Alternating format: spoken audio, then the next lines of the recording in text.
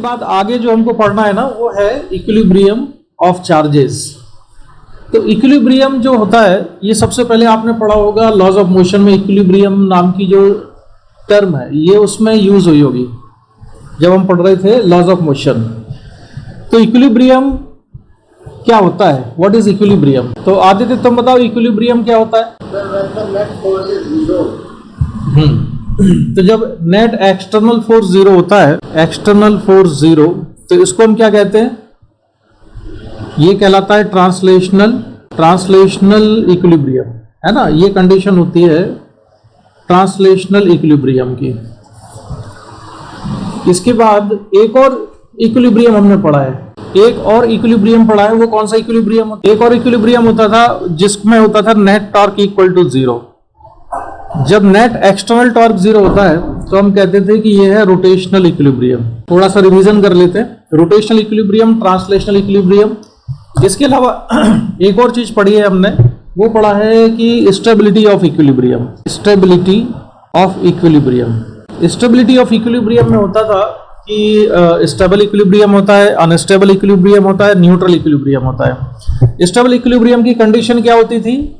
Stable equilibrium की condition होती थी कि एक तो नेट फोर्स जीरो होना ही चाहिए, उसमें नेट एक्सटर्नल फोर्स जीरो होना ही चाहिए, और एक्सटर्नल फोर्स जीरो होने का मतलब होता है कि उसमें जो पोटेंशियल एनर्जी का डिफरेंशिएशन करते थे D u by d x, ये भी जीरो होना चाहिए।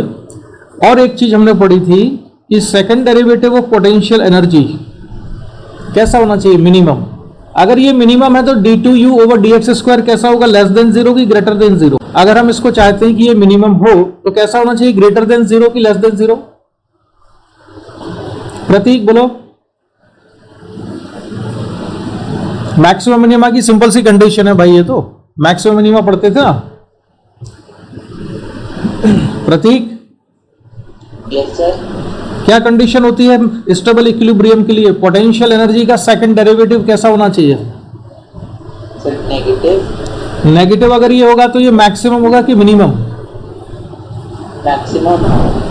तो पोटेंशियल एनर्जी मैक्सिमम नहीं चाहिए भाई। पोटेंशियल एनर्जी, पोटेंशियल एनर्जी कैसी चाहिए होती है हमको? मिनिमम। मिनिमम। तो पोटेंशियल एनर्जी मिनिमम होना चाहिए किसके लिए? किस में चाहिए होती है मिनिमम? स्टेबल इक्विलिब्रियम के लिए। किसके लिए? For stable equilibrium. थोड़ा थोड़ा भूल गए हो क्यों भाई प्रतीक? स्टेबल इक्विलिब्रियम के लिए होता है कि पोटेंशियल एनर्जी कैसी होनी चाहिए? मिनिमम। और मैक्सिमम मिनिमा आपने जो मैथमेटिक्स में पढ़ा है, उस मैक्सिमम मिनिमा में क्या कंडीशन होती थी कि सेकंड डेरिवेटिव किसी फंक्शन का कैसा आना चाहिए मिनिमम वैल्यू के लिए? जैसे d2y ओवर dx स्क्वायर है, मैं चाहता हूं कि ये मिनिमम आए, तो ये सेकंड डेरिवेटिव कैसा आना चाहिए? Less than zero, greater than zero? ये आना चाहिए ग्रेटर देन जीरो। अगर ये ग्रेटर देन जीरो होगा तो u कैसा होगा? मिनिमम होगा। ठीक है, मैं बस तुम्हें रिवाइज करा रहा हूं, ये वर्क पावर एनर्जी वाले चैप्टर में हुआ करता था। तो ये स्टेबल इक्विलिब्रियम के लिए होता है। अनस्टेबल के लिए क्या होता था? अनस्टेबल इक्विलिब्रियम में net force zero. Net force zero होने का मतलब ये होता था F net equal to minus d u by d x equal to zero, है ना। और सेकेंड डेरिवेटिव पोटेंशियल एनर्जी का कैसा होना चाहिए? Less than zero. तो u कैसा हो जाएगा? मैक्सिमम। और अगर u मैक्सिमम होगा तो इक्विलिब्रियम कैसा हो जाता है? अनस्टेबल, है ना। जैसे तुम जब खड़े रहते हो तो तुम्हारी ग्रेविटेशनल पोटेंशियल एनर्जी मैक्सिमम है, तो तुमको मजा नहीं आता ज्यादा, यानी कि इक्विलिब्रियम कैसा है? अनस्टेबल है। लेकिन चेयर रखी हो तो तुम आराम से बैठ जाओगे, उसमें तुम्हारा इक्विलिब्रियम कैसा होता है? रिलेटिवली स्टेबल होता है as compare to the previous condition, because now your centre of mass, उसकी जो हाइट है ग्राउंड से कम है, so now your potential energy is less. लेकिन सबसे ज्यादा स्टेबल कौन सा इक्विलिब्रियम होता है तुम्हारा? सोने वाला, बेड पे सो जाओ, so now potential energy is minimum. तो स्टेबल इक्विलिब्रियम वो होता है जिसमें पोटेंशियल एनर्जी कैसी होती है? मिनिमम होती है। और अनस्टेबल वो होता है जिसमें पोटेंशियल एनर्जी मैक्सिमम होती है।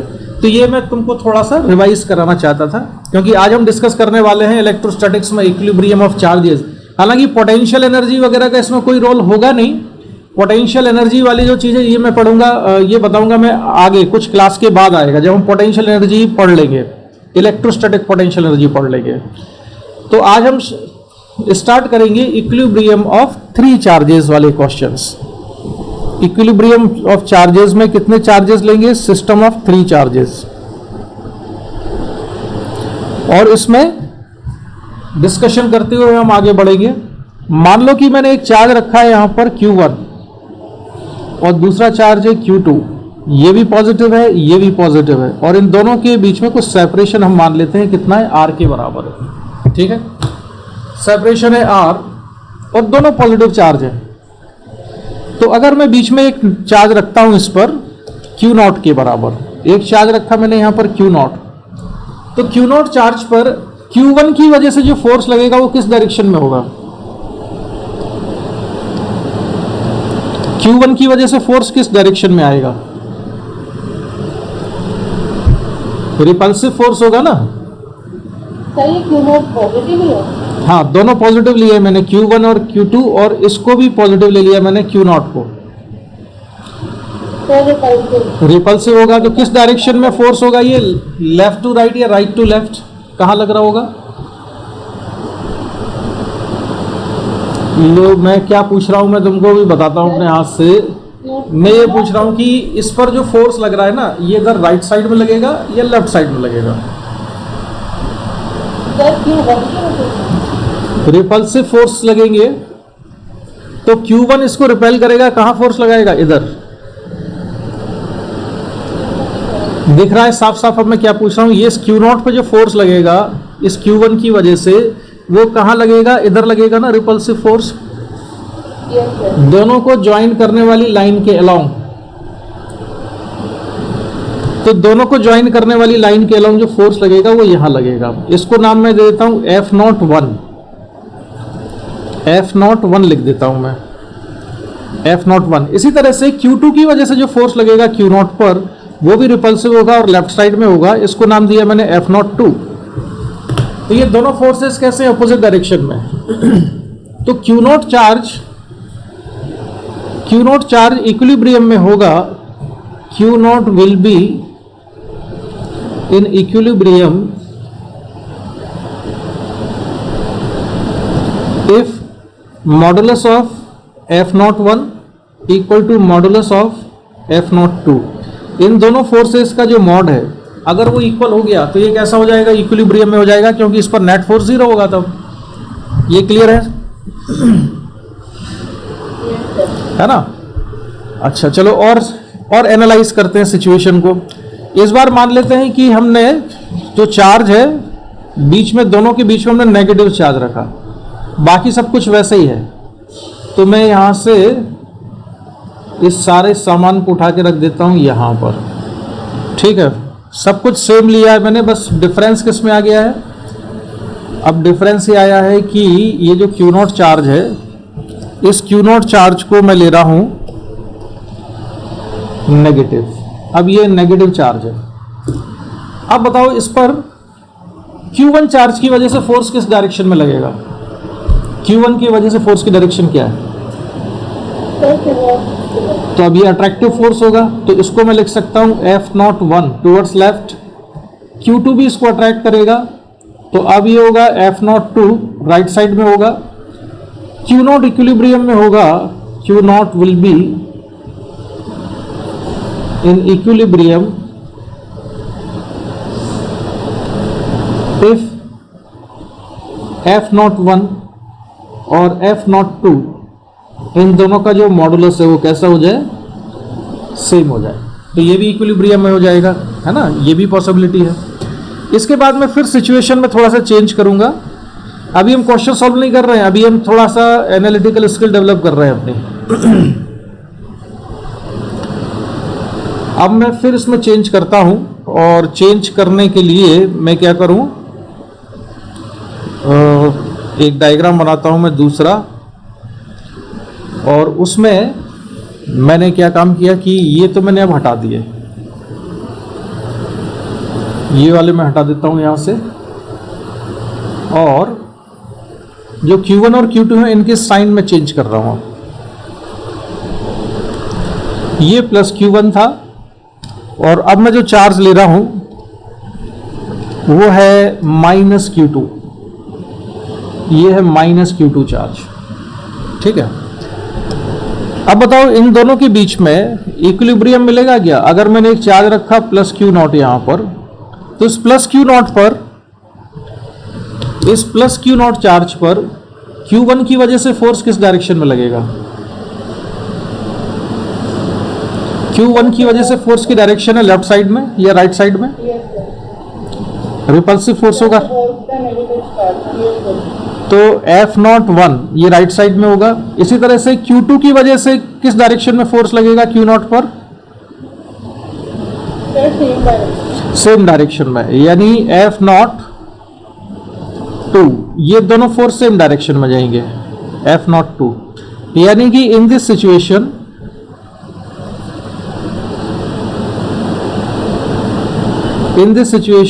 Q0 charge plus Q0 cannot remain in equilibrium between Q1 and minus Q2, यानी Q1 और माइनस Q2 के बीच में इक्विलिब्रियम नहीं मिलेगा, क्योंकि Q1 और Q2 दोनों के बीच में फोर्स की डायरेक्शन सेम रहेगी।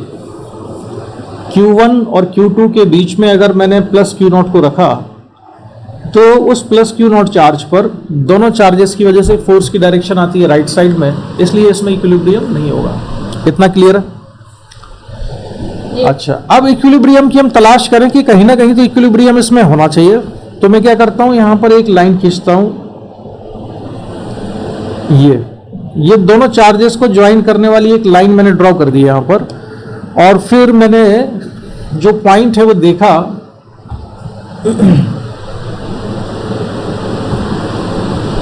एक लाइन ड्रॉ की मैंने, और फिर मैंने देखा कौन सा वाला पॉइंट, इधर देखता हूं मैं, इसको मैंने नाम दे दिया है, सपोज ये पॉइंट ए है।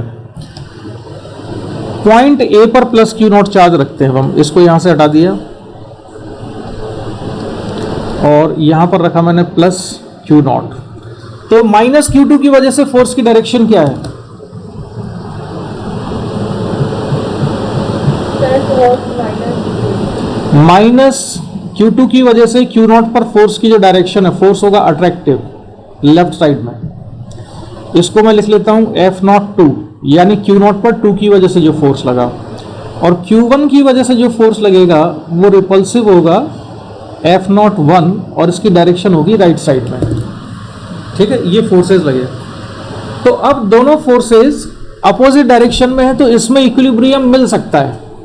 इसी तरह से अगर मैं Q0 चार्ज को एक नए पॉइंट B पर रखता हूं, मान लेता हूं कि ये पॉइंट B है और यहां पर मैंने चार्ज रखा Q0, और अब मैं चेक करूं प्लस Q1 की वजह से किस डायरेक्शन में फोर्स लग रहा है, तो प्लस Q1 की वजह से रिपल्सिव फोर्स लगेगा, और ये होगा F01 repulsive force left side में, और माइनस Q2 इसको अट्रैक्ट करेगा, नेगेटिव चार्ज है वो, ये अट्रैक्ट करेगा राइट साइड में, तो उसको मैंने लिख लिया F02 राइट साइड में।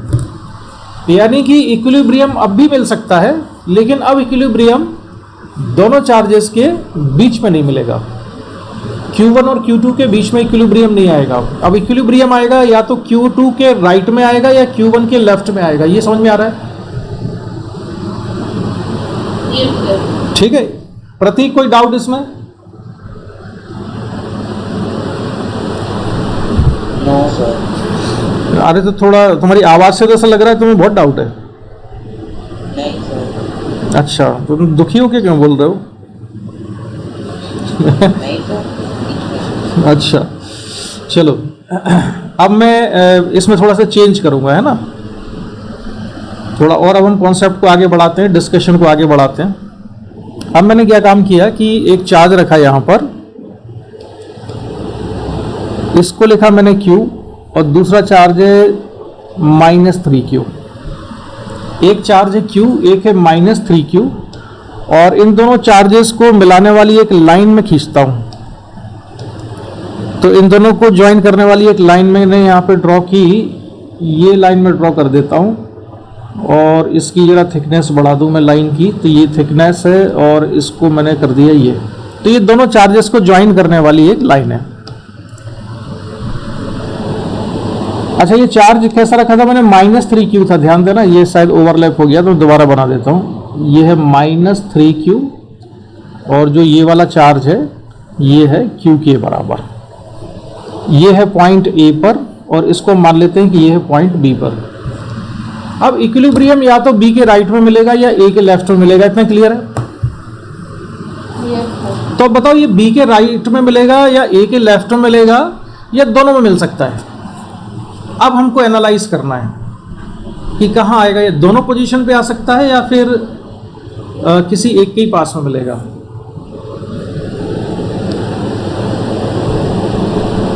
चलो मैं यहाँ पर देखता हूँ, एक पॉइंट मैंने मान लिया है C और यहाँ पर +Q0 रखा, तो इस +Q0 पर जो फोर्स लगेगा -3Q की वजह से वो कितना होगा, मतलब वो किस डायरेक्शन में होगा, वो अट्रैक्टिव फोर्स लगेगा। और Q की वजह से जो फोर्स लगेगा वो लगेगा राइट साइड में, रिपल्सिव फोर्स लगेगा। इनमें से किस फोर्स का मैग्नीट्यूड ज्यादा होगा?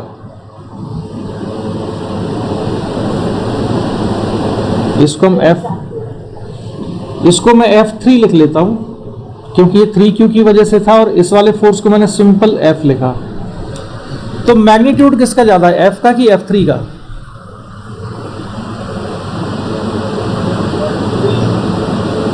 F3 का मैग्नीट्यूड ज्यादा है ना। F3 का मैग्नीट्यूड, सपोज मैं ये डिस्टेंस ही मान लेता हूं कुछ, है ना, और आसान करते हैं क्वेश्चन को। मैंने मान लिया कि ये डिस्टेंस कितनी है, ये डिस्टेंस है R और जो चार्ज रखा है हमने ये कितनी डिस्टेंस पर है, X डिस्टेंस पर। तो फोर्स F3 जब मैं कैलकुलेट करूंगा तो F3 आएगा K 3Q into Q0 upon distance का स्क्वायर। तो कितनी डिस्टेंस है इनके बीच में,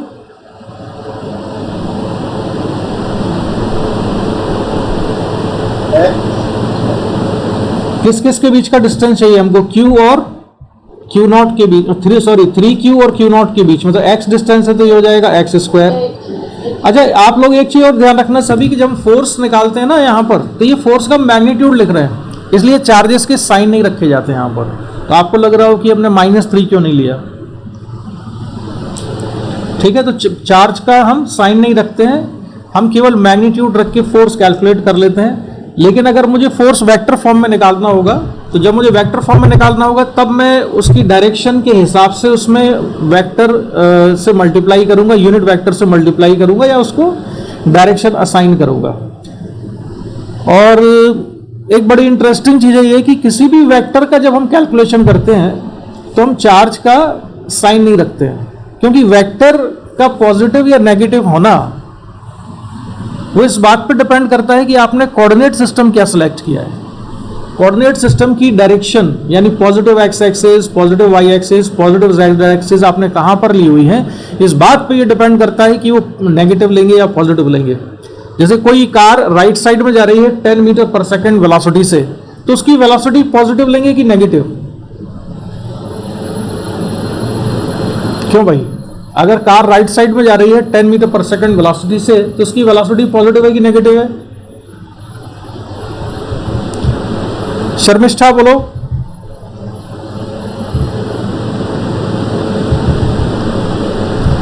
शर्मिष्ठा,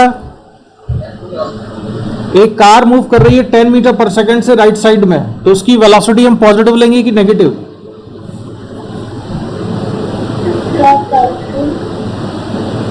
उसकी वेलोसिटी को प्रतीक तुम बताओ क्या कहते हो? ऐसे तो बता नहीं। यस, क्यों नहीं बता सकते? क्योंकि राइट साइड को पॉजिटिव लेना है कि नेगेटिव, ये तो डिपेंड करेगा कि हमने कोऑर्डिनेट सिस्टम क्या सिलेक्ट किया हुआ है। अगर मैंने राइट साइड को पॉजिटिव एक्स एक्सिस ले लिया तो मैं उसकी वेलोसिटी पॉजिटिव लिखूंगा। अगर राइट साइड को मैंने नेगेटिव एक्स एक्सिस ले लिया तो उसकी वेलोसिटी मैं नेगेटिव लिखूंगा, क्योंकि वेलोसिटी वेक्टर क्वांटिटी है, उसका पॉजिटिव या नेगेटिव होना इस बात पर डिपेंड करेगा कि हमने कोऑर्डिनेट सिस्टम को क्या सिलेक्ट किया हुआ है। इसी तरह से यहाँ पर जो हम फोर्स लिख रहे हैं, ये फोर्स भी वेक्टर क्वांटिटी है, फोर्स का पॉजिटिव या नेगेटिव होना इस बात पर डिपेंड करेगा कि हम कोऑर्डिनेट सिस्टम क्या सिलेक्ट करेंगे। तो फिलहाल मैं यहाँ पर जो फोर्स है उसका मैग्नीट्यूड लिख रहा हूँ, इसलिए चार्ज का साइन इसमें नहीं रखते हैं। तो ये तो फोर्स आ गया F3। इसके बाद मैं फोर्स निकालता हूँ F। ये वाला फोर्स किस किस के बीच में मैं कैलकुलेट कर रहा हूँ? ये फोर्स कैलकुलेट कर रहा हूँ मैं Q और Q0 के बीच में। तो ये होगा constant K Q into Q0 upon square of distance between these two charge particles. So what is the distance between Q and Q0?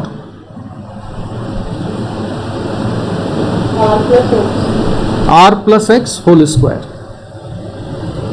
अब अगर इसको देखो इस एक्सप्रेशन को, तो इस एक्सप्रेशन में F3 जो है उसके बड़े होने की दो वजह हैं।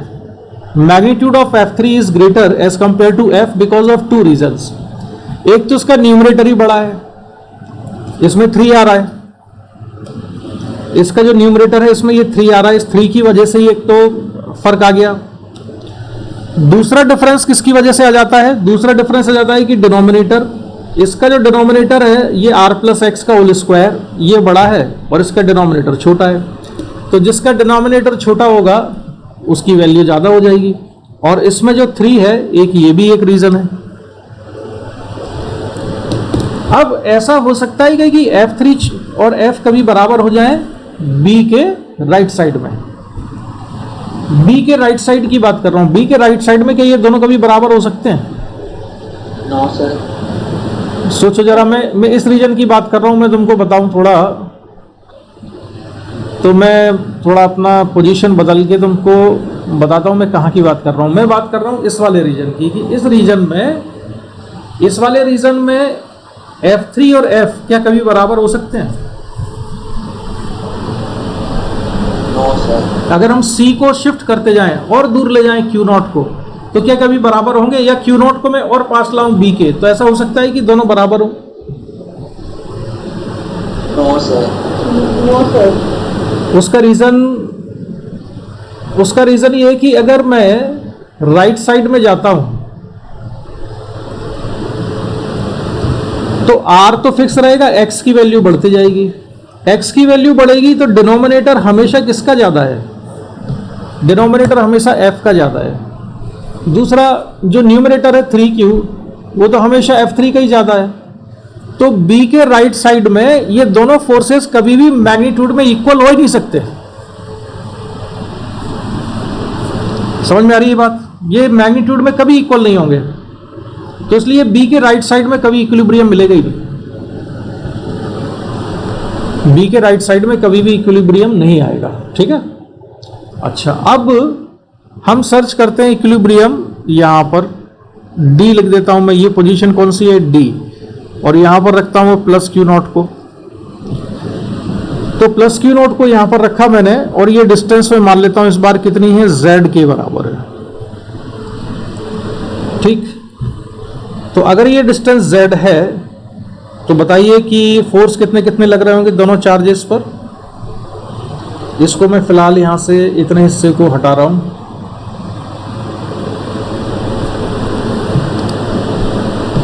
ये कंजस्टेड ना लगे डायग्राम, इसलिए मैं यहां से ये भी हटा देता हूं। अब मैंने D पॉइंट पर रखा है Q0 को, तो फोर्स F जो Q की वजह से लगेगा वो कितना होगा? K Q0 into Q upon Z square, और इसकी डायरेक्शन किधर होगी? लेफ्ट साइड में। रिपेल करेगा ये तो। और F3 फोर्स जो कि -3Q की वजह से लगेगा वो होगा K Q0 into 3Q upon, कितना डिस्टेंस लेंगे अब हम इनके बीच में? R plus Z। ये डिस्टेंस आएगा R प्लस Z के बराबर। तो R प्लस Z का होल स्क्वायर। अब इक्वेशन नंबर 1 और 2 को देखो और ये बताओ। अच्छा, इसके डायरेक्शन और बता दूं मैं। इस पर जो फोर्स लगा F3 वो राइट साइड में था और ये फोर्स F लेफ्ट साइड में था। अब क्या ऐसा हो सकता है कि D पॉइंट पर जो Q0 चार्ज रखा हुआ है, इस Q0 चार्ज पर F और F3 दोनों का मॉडुलस, दोनों का मैग्नीट्यूड इक्वल हो जाए? क्या पॉसिबिलिटी है? Yes sir. अब पॉसिबिलिटी इसलिए है क्योंकि सेकंड इक्वेशन में न्यूमरेटर 3Q ज्यादा है उसका, लेकिन उसका डिनोमिनेटर भी ज्यादा है। Yes sir. तो 3Q तो फिक्स रहेगा हमेशा, लेकिन अगर मैंने डिस्टेंस को चेंज किया तो r प्लस जेड के बढ़ने से ऐसा हो सकता है कि F3 का मॉडुलस कम होता जाए और कम होते होते वो F के बराबर हो जाए कभी, और वहां पर इक्विलिब्रियम हमको मिलेगा। ये समझ लो ठीक से, फिर मुझे बताओ इसमें कोई डाउट है तो। क्लियर है सर। प्रतीक? No doubt. अच्छा, लेकिन अब मुझे तुमसे समझना है, तो मुझे समझाओ अब कि लेफ्ट साइड में क्यों जीरो हो सकता है। ठीक है, अपने हम लोग जब डी पे जाते और ए के लेफ्ट साइड में जाते तो हम लोग देखा कि जो एफ फोर्स लग रहा है उसमें मतलब जो F3 फोर्स लग रहा है उसमें न्यूमरेटर में Q है, पर डिनोमिनेटर में जो है उसका डिस्टेंस R प्लस जेड है, तो Q फिक्स हो जाएगा। और हम लोग F में देखेंगे तो उसमें डिस्टेंस जो है वो कम है, तो अगर हम लोग डिस्टेंस को थोड़ा इंक्रीज कर देंगे तो R प्लस जेड कहीं जाके बड़ा हो सकता है, जिसकी वजह से इक्विलिब्रियम। ठीक है, ठीक है। अब मैं एक चीज बताऊंगा, उसको और ध्यान से समझना। अभी जो एक्सप्लेनेशन मैंने दिया है ना, उससे ज्यादा बड़ी बात बताने वाला हूं मैं। मान लो Q0 चार्ज को हमने पॉइंट ए पर ही रख दिया। Q0 चार्ज को अगर मैंने पॉइंट ए पर ही रख दिया तो -3Q की वजह से कितना फोर्स लगेगा, कितना लगेगा बोलो। अगर हमने Q0 चार्ज को यहीं रख दिया, ए के पर ही रख दिया, तो F3 कितना हो जाएगा, F3 हो जाएगा K into Q0 into 3Q upon distance है R, तो R स्क्वायर। और F कितना हो जाएगा, F यानी K Q0 into Q upon कितना, वो तो डिस्टेंस 0 हो जाएगी, यानी ये फोर्स कितना हो जाएगा, इनफाइनाइट। इसका मतलब ये हुआ कि अच्छा, ये तो ना मैंने थ्योरेटिकली इसको हमें 0 नहीं कहना चाहिए। हम ऐसा कर रहे हैं कि x को अगर मैं सॉरी यहाँ पे z है, z को अगर मैं बहुत कम करता जा रहा हूँ, z is tending towards 0, z इतना छोटा है कि 0 की तरफ बढ़ रहा है, तो फोर्स F किसकी तरफ बढ़ेगा, इन्फिनिटी की तरफ बढ़ेगा। ये इन्फिनिटी की तरफ जाएगा ना, अगर z 0 की तरफ गया तो। ठीक है, अगर z इन्फिनिटी, अरे एक काम करो, समीक्षक अपना नंबर दो, क्योंकि अभी ये डिस्कनेक्ट होगा ना, तो हो सकता है पुरानी लिंक वर्क ना करे तो मुझे दोबारा लिंक भेजनी पड़ेगी। अच्छा, तो z, प्रतीक ये समझ में आया, z अगर 0 की तरफ बढ़ेगा तो फोर्स ऑफ इन्फिनिटी की तरफ जाएगा। Yes sir. अच्छा, इसका मालूम क्या सिग्निफिकेंस है, इसका एक बहुत बड़ा सिग्निफिकेंस है। इसका सिग्निफिकेंस ये है कि चार्ज Q के पास में अगर Q0 है,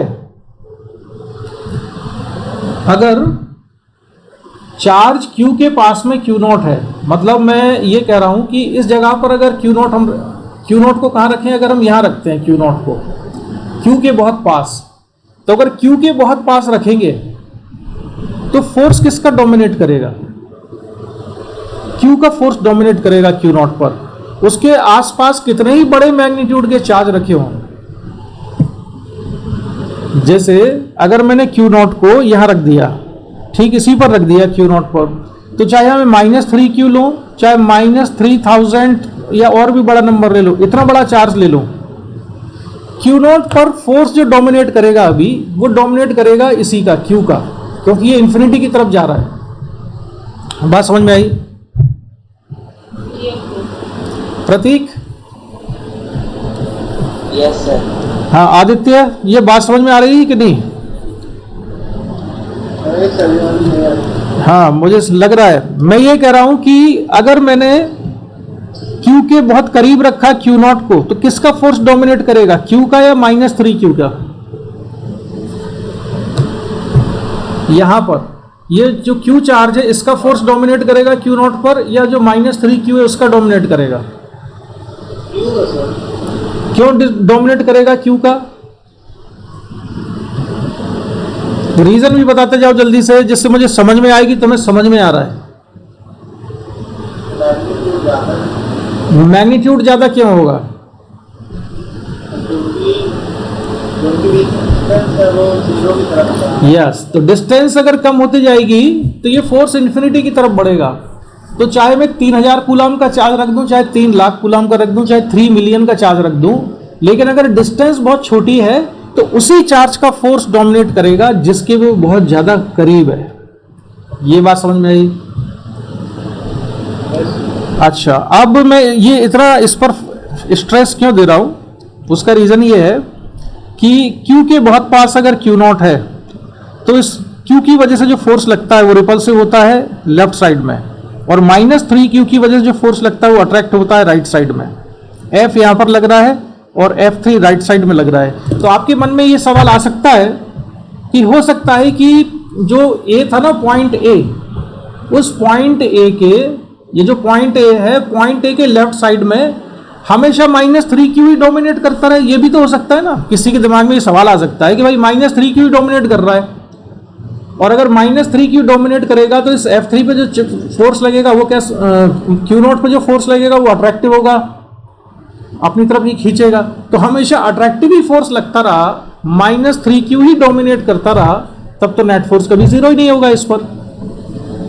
ये सवाल आ सकता है ना दिमाग में, क्योंकि ऐसा इधर तो हुआ था ना, इस वाले रीजन में, जो ये वाला रीजन था, इस वाले पूरे रीजन में हमेशा कौन डोमिनेट कर रहा था? -3Q। ठीक है, लेकिन इस वाले रीजन में, जो ये वाला रीजन है, यहां पे हमेशा -3Q डोमिनेट नहीं करेगा। कौन से वाले पॉइंट पे Q डोमिनेट करेगा? Q का फोर्स कहां पे डोमिनेट करेगा? At those points which are very close to Q। Q के बहुत पास वाले जो पॉइंट है वो Q का इलाका है, मतलब वो होता है ना अपने मोहल्ले में तो हर कोई शेर होता है, तो वही है Q का जो मोहल्ला है, उसकी जो लोकेलिटी है, इस लोकेलिटी में तो यही जो है डोमिनेट करेगा।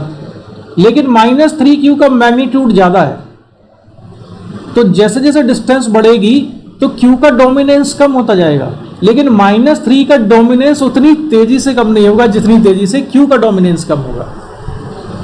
ये एनालिसिस समझ में आ रहा है ना? इसलिए यहां पर हमको इक्विलिब्रियम मिलेगा, कहां पर? Q चार्ज के लेफ्ट साइड में, या पॉइंट A के लेफ्ट साइड में इक्विलिब्रियम मिलेगा। और अगर वो इक्विलिब्रियम मिलेगा तो हम क्या लिख सकते हैं? इक्विलिब्रियम मिलेगा, इसका मतलब ये है कि KQ0 into Q upon Z square equal to KQ0 into 3Q upon R plus Z का होल स्क्वायर। ये हम दोनों फोर्सेस को इक्वल कर देंगे, K कैंसिल हो जाएगा, Q0 कैंसिल हो जाएगा, Q कैंसिल हो जाएगा, और ये बचेगा R प्लस Z का whole square equal to 3Z square, और सिंप्लीफाई करें तो ये आएगा R plus Z equal to √3Z के बराबर। और हम चाहें तो यहाँ से Z की वैल्यू भी निकाल सकते हैं, Z इक्वल टू आ जाएगा R अपॉन √3 - 1, यानी कि हमको इस वाली डिस्टेंस पे इक्विलिब्रियम मिलेगा लेफ्ट साइड में। ये समझ में आया? अच्छा, अब मैं ये पूछ रहा हूं समीक्षा, ये बताओ कि अगर दो चार्जेस दिए हुए हैं, एक पॉजिटिव एक नेगेटिव, तो उन दोनों के बीच में तो इक्विलिब्रियम नहीं मिलेगा, ये तो तय हो गया। वो तो हमने सबसे पहले देख लिया कि अगर एक पॉजिटिव एक नेगेटिव चार्ज है, इस वाले एग्जांपल में हमने देख लिया था, तो बीच में इक्विलिब्रियम नहीं मिलेगा।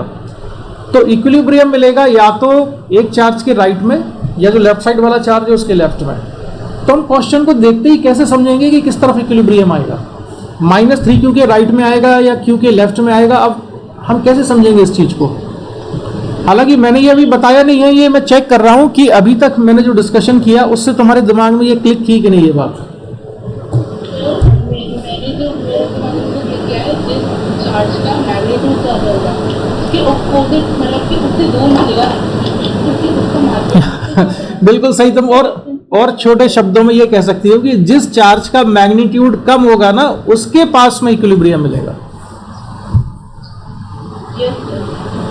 ठीक है, तो वेरी गुड। तो हम ये कंक्लूड ये करेंगे कि जो चार्ज मैग्नीट्यूड में छोटा है, जैसे ये Q चार्ज है, मैग्नीट्यूड कम है, तो उस चार्ज के पास में हमको इक्विलिब्रियम मिलेगा if charges are of opposite nature. अगर चार्जेस का नेचर अपोजिट है तो जिस चार्ज का मैग्नीट्यूड कम होगा उसके पास में इक्विलिब्रियम आएगा। बात समझ में आ गई है? ठीक है, चलो तो अब हम इस पर कुछ न्यूमेरिकल सॉल्व करते हैं। पहला question,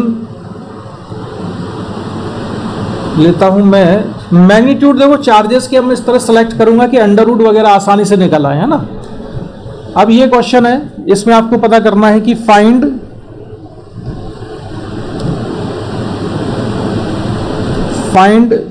distance of equilibrium point, distance of equilibrium point from Q। Charge Q से कितनी डिस्टेंस पर इक्विलिब्रियम आएगा, ये कैलकुलेट करिए।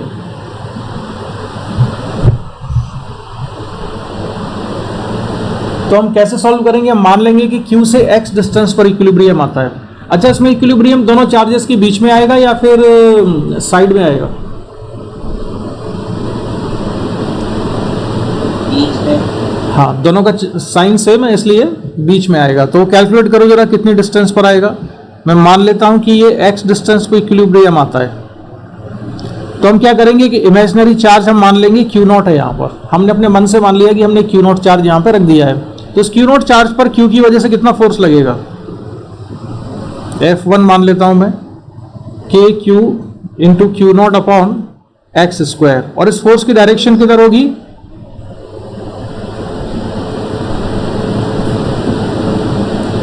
Towards right. इसके बाद जो दूसरा फोर्स है KQ0 इंटू 4Q अपॉन, कितना डिस्टेंस लिखेंगे अब इन दोनों के बीच में, R माइनस एक्स। तो ये R माइनस एक्स का होल स्क्वायर, और ये रिपल्सिव फोर्स है, ये होगा टुवर्ड्स लेफ्ट। अगर इक्विलिब्रियम पोजीशन मिल गई है तो दोनों फोर्सेस का मॉडुलस इक्वल होना चाहिए। तो KQ into Q0 upon x square equal to KQ0 into 4Q upon R minus x का होल स्क्वायर। KQ और Q0 को कैंसिल कर दिया मैंने, तो ये बचेगा R माइनस एक्स का whole square equal to 4x square. Under root ले लेते हैं दोनों तरफ, तो आ जाएगा R minus x equals to 2x के बराबर, R equal to 3x, x equal to R/3। अच्छा, अब हम इसके आगे बढ़ते हैं और नेक्स्ट क्वेश्चन हम इसमें सिलेक्ट करेंगे। इसमें बस जब मैं मैग्नीट्यूड बदल देता हूँ ना, तो अब ये वाला फोर्स है, इसमें भी आपको निकालना है फाइंड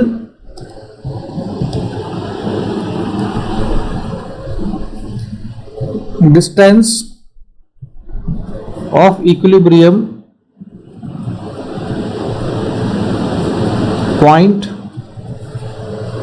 फ्रॉम Q। तो Q से कितनी डिस्टेंस पर इक्विलिब्रियम आएगा ये बताइए। R/4 आ रहा है। और बताओ बाकी लोगों का क्या क्या आंसर है। इसमें क्या करना है हमको, मान लेते हैं इसमें भी कि x डिस्टेंस पर इक्विलिब्रियम आता है। तो Q चार्ज, एक Q0 चार्ज हम अपने मन से ही रख देते हैं। तो फोर्स में कैलकुलेट करूंगा F equal to Q0 upon x square. दूसरे की वजह से फोर्स, इसको F1 मान लिया, दूसरे की वजह से हम मान लेंगे Q0 upon R minus x का होल स्क्वायर। अच्छा, 9Q था ये, मैंने गड़बड़ कर दिया, 9Q इंटू Q0। और दोनों फोर्सेस को कर देना चाहिए हमें अब इक्वेट। तो दोनों फोर्सेस को अगर हम इक्वेट कर दें, KQ into Q0 upon x square equal to 9Q into Q0 upon R minus x का होल स्क्वायर। इसको सिंप्लीफाई कर लो तो R माइनस एक्स का whole square equal to 9x square. Under root ले लेते हैं तो R minus x equal to 3x आएगा। इसको सिंप्लीफाई करने पर x इक्वल टू आ जाएगा R/4। ये आंसर हो गया। चलो अब थोड़ा सा और इन डेप्थ कैलकुलेशन कुछ बात कर लेते हैं। जब मैंने अंडर रूट लिया तो अंडर रूट में अगर लेता हूं तो ये प्लस माइनस 3x आना चाहिए यहाँ पर, R minus x equal to plus minus 3x। तो अगर हम माइनस 3x ले लें, R minus x equal to minus 3x, तो ये कितना आएगा, R इक्वल टू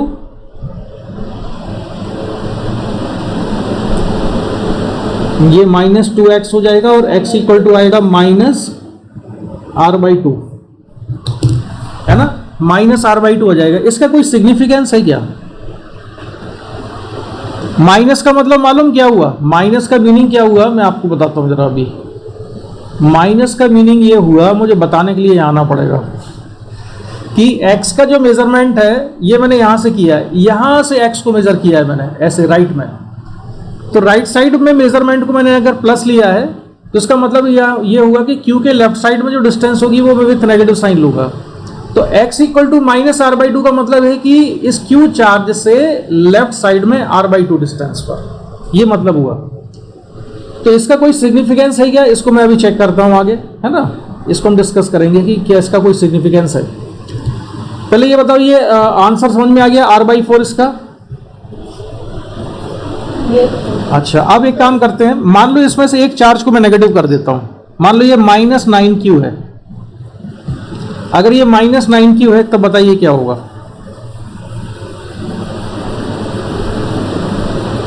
तब इक्विलिब्रियम पॉइंट, इक्विलिब्रियम पोजीशन कहां मिलेगी?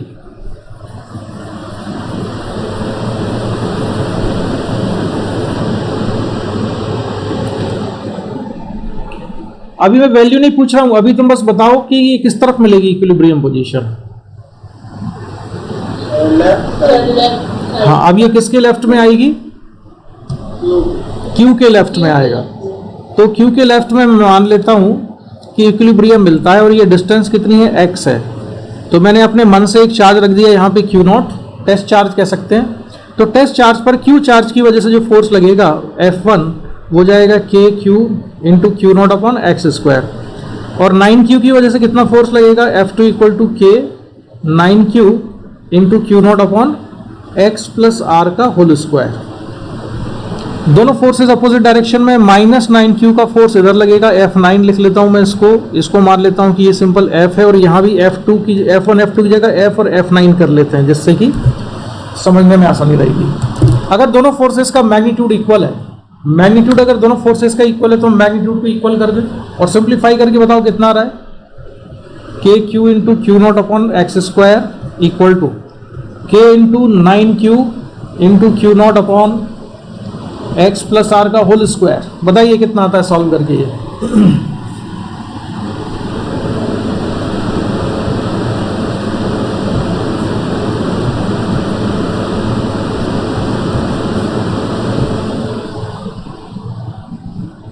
x इक्वल टू कितना आया? r/2। कुछ मतलब समझ में आया जो मैंने अभी थोड़ी देर पहले पूछा था तुमसे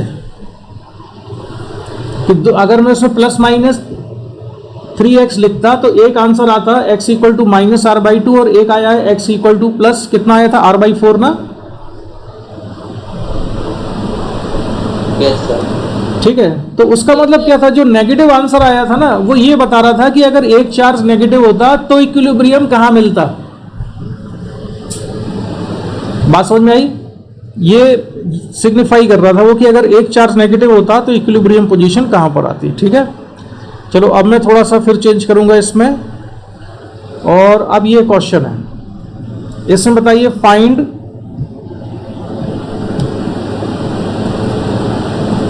equilibrium point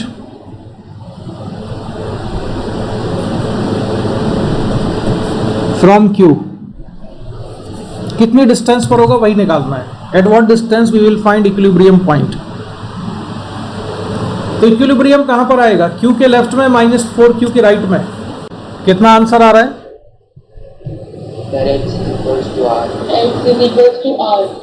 x equal to r आ गया। आदित्य तुम्हारा आंसर नहीं आया?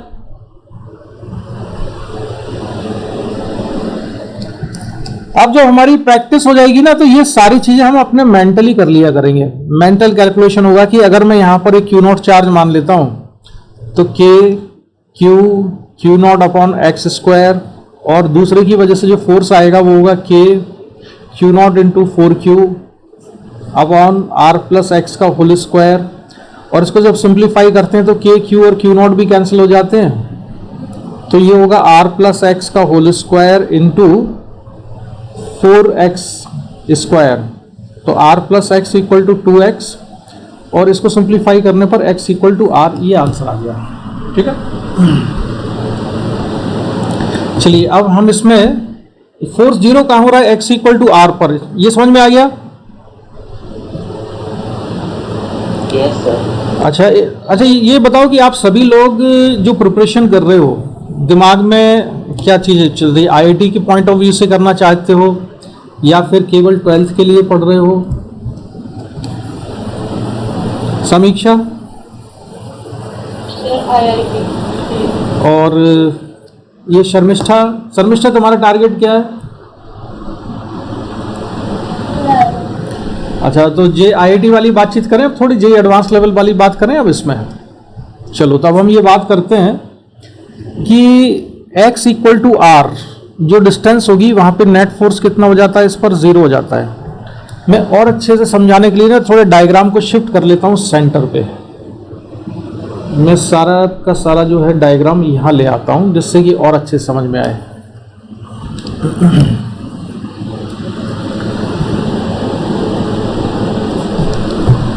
और डिस्टेंस भी थोड़ी और बड़ी बना लेता हूँ क्योंकि x इक्वल टू अगर r आया है तो लगना भी चाहिए ना कि r के बराबर है वो। तो मैंने मान लिया कि ये जो डिस्टेंस है ये x इक्वल टू r है और यहाँ पर मैंने q नोट रखा, तो यहाँ इक्विलिब्रियम पोजीशन है। इसको हम मान लेते हैं a, ये पॉइंट है b, ये c है। तो b और c जो रीजन है, b और c वाला जो रीजन है, इस रीजन में Q नोट चार्ज पर अगर मैं Q चार्ज को क्या करता हूं, Q चार्ज को मूव कराता हूं। Q चार्ज को मैं कहां मूव कराता हूं? ये जो Q चार्ज है इसको मैं यहां से Q नोट चार्ज को धीरे धीरे इधर लेके जाता हूं, ऐसे लेके जाता हूं लेफ्ट साइड में। तो इस पूरे रीजन BC में किसका फोर्स डोमिनेट करेगा? B और C के बीच में किसका फोर्स डोमिनेट कर रहा है? सर, अगर आप धीरे धीरे बहुत क्लोज लेकर जा रहे हैं तो Q का डोमिनेट करेगा। हाँ, yes, between the region B and C, in the region between B and C अगर मैं मूव करता हूं तो Q का फोर्स डोमिनेट करेगा, क्योंकि यहां पर नेट फोर्स कितना होता है Q नॉट पर, इस पॉइंट पर F net on Q not equal to 0। किस पॉइंट पे 0 होता है ये फोर्स? C पॉइंट पर। तो C पॉइंट पे दोनों का फोर्स कैसा है? बराबर है। C पॉइंट पे दोनों के फोर्स का मैग्नीट्यूड बराबर है ना भाई। तो C के राइट साइड में कौन डोमिनेट कर रहा है? C के राइट में किसका फोर्स डोमिनेटिंग है?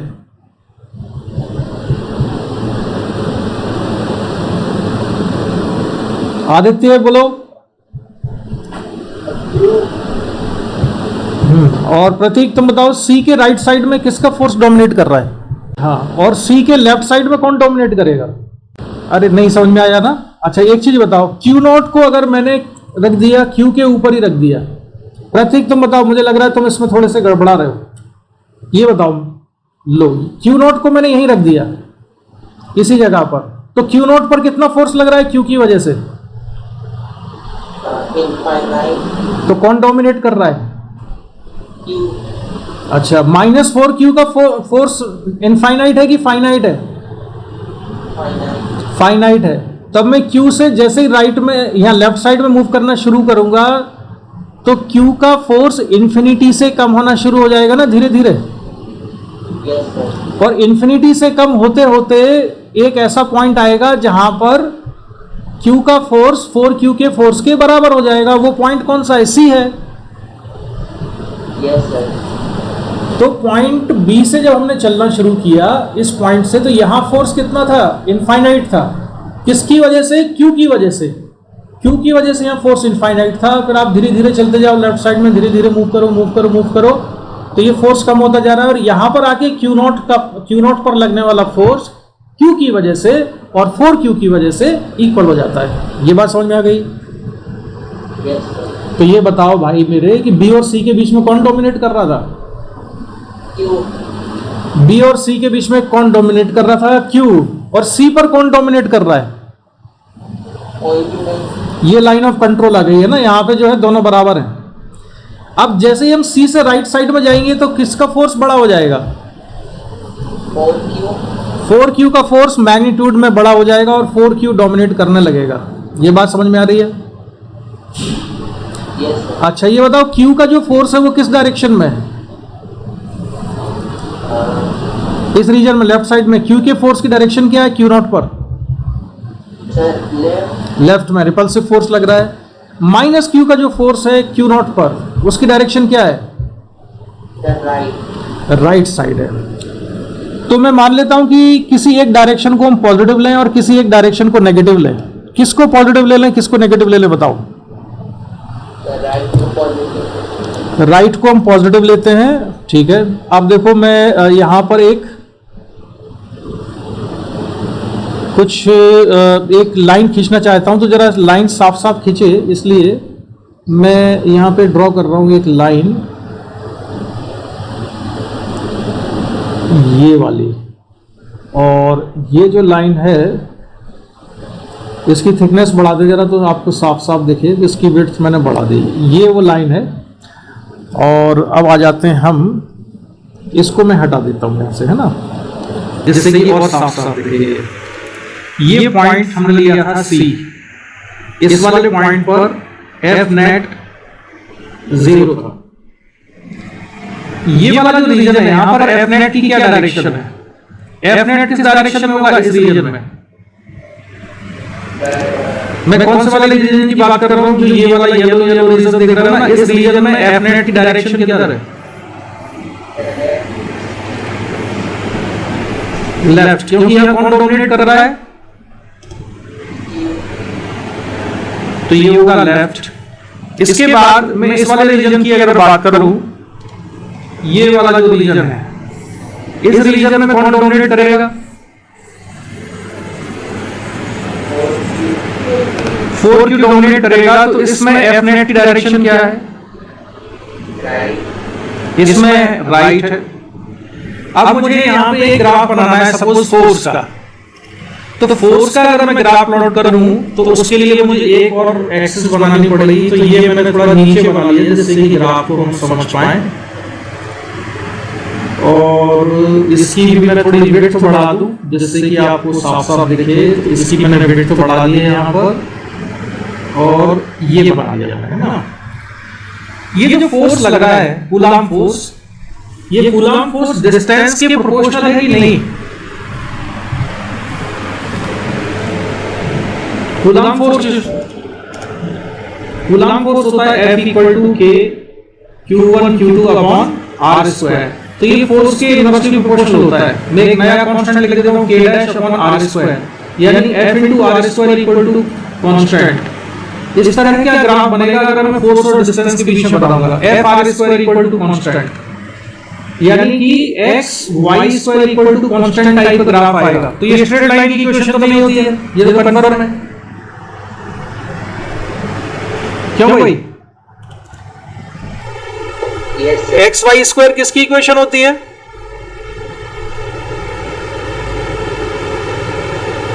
कौन सा कर्व होता है ये? कुछ है आइडिया?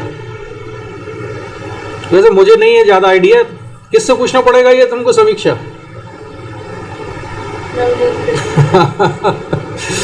तो मुझे बस इतना पता है, उतने की जरूरत होनी चाहिए हमें कि ये कम से कम स्ट्रेट लाइन की इक्वेशन तो नहीं है ना।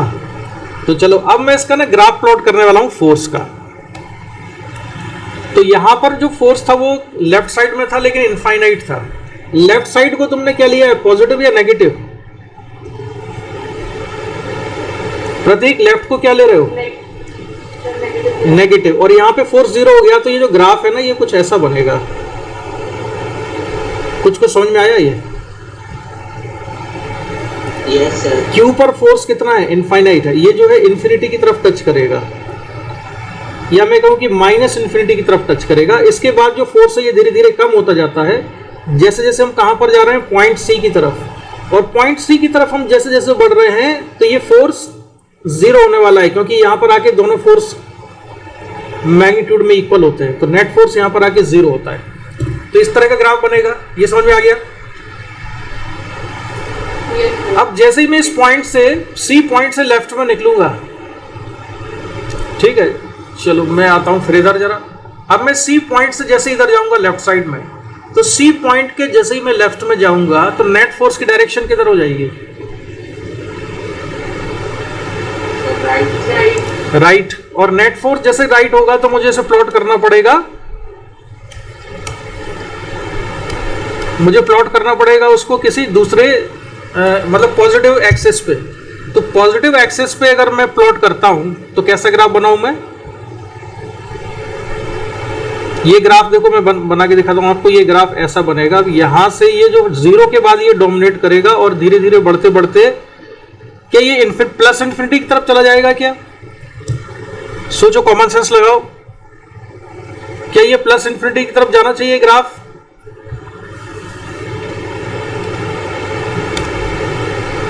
नो सर, नहीं जाना चाहिए। क्यों? क्योंकि -4q का फोर्स भी कहीं ना कहीं जाके जीरो होगा, मतलब वो जीरो की तरफ अप्रोच करने लगेगा। तो अल्टीमेटली ये पॉजिटिव तो होगा, लेकिन पॉजिटिव होके यहां से पॉजिटिव होके ये भी कहीं ना कहीं पहुंचेगा, एक पीक वैल्यू पे पहुंचेगा, और उसके बाद ये कम होते होते और फिर जीरो कहां पर जाके होगा? ये इन्फिनिटी पे जाके जीरो होगा, ऐसे। तो ये ग्राफ समझ में आया क्या? अच्छा, मैं सामने आ गया, जरा मैं अपने आप को हटा लूं। अच्छा, तुम लोग बता दिया करो, मैं अगर भूल जाया करूं। अब मैं यहां से हट जाता हूं। लो, ये कुछ इस तरह का ग्राफ आएगा,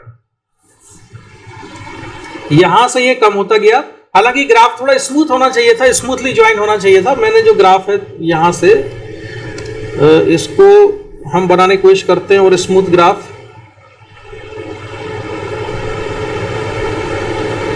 लो पहले से बेटर है। अब ये इसको भी हटा देते हैं ना, और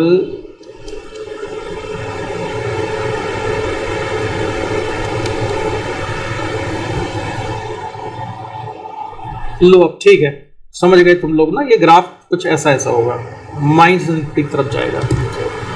ठीक है, समझ में आ गया?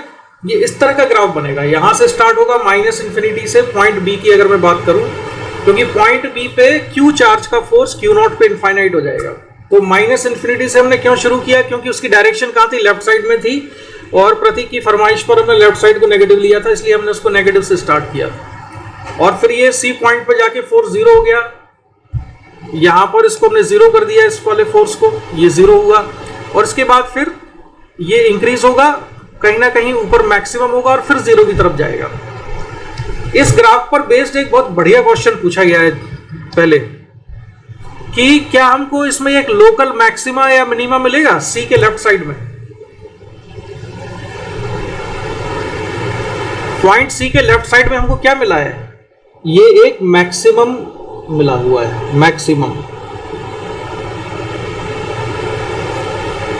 तो जैसे हम सी से लेफ्ट में जाते हैं तो फोर्स पहले बढ़ना शुरू होता है, बढ़ते बढ़ते पीक वैल्यू को अटेन करता है, और पीक वैल्यू पहुंचने के बाद ये फिर डिक्रीज होने लगता है, और फाइनली इंफिनिटी पे जाके फिर जीरो होगा ये। ठीक है, तो ये आईआईटी के पॉइंट ऑफ व्यू से, ये एडवांस के पॉइंट ऑफ व्यू से हमको ये भी चीज याद रखना चाहिए। अब बताओ, इसमें कोई डाउट? अभी तक जो डिस्कशन किया हमने सारा,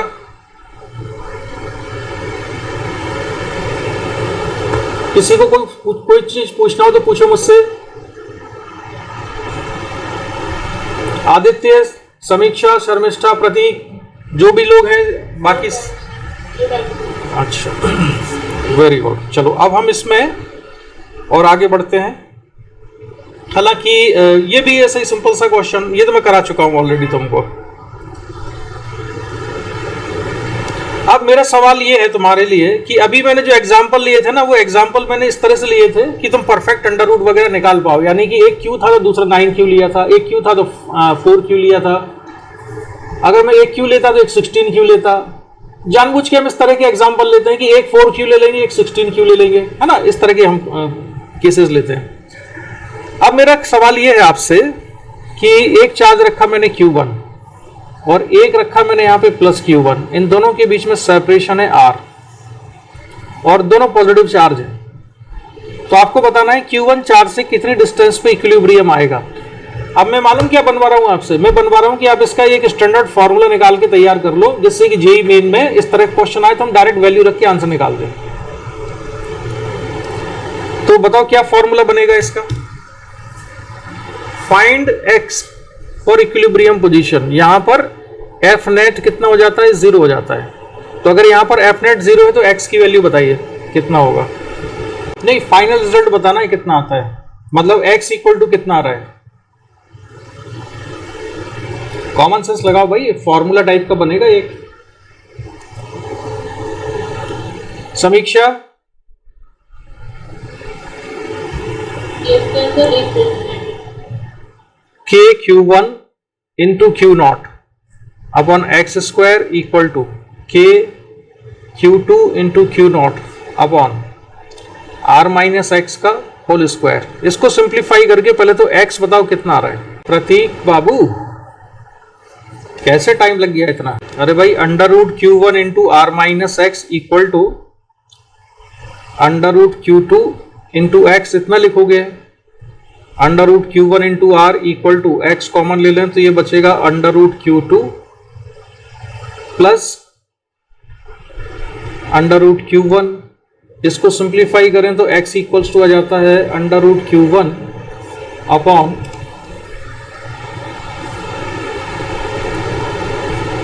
under root q1 plus under root q2 into r के बराबर। हालांकि इसको लिखने का एक और तरीका है, r अपॉन, अगर मैं अंडर रूट q1 से डिवाइड कर दूं इसको तो ये जाएगा 1 plus under root q2 upon q1। ये स्टैंडर्ड रिजल्ट है इसका, जो कि हर केस में अप्लाई होगा। तो इस फॉर्मूले को मैं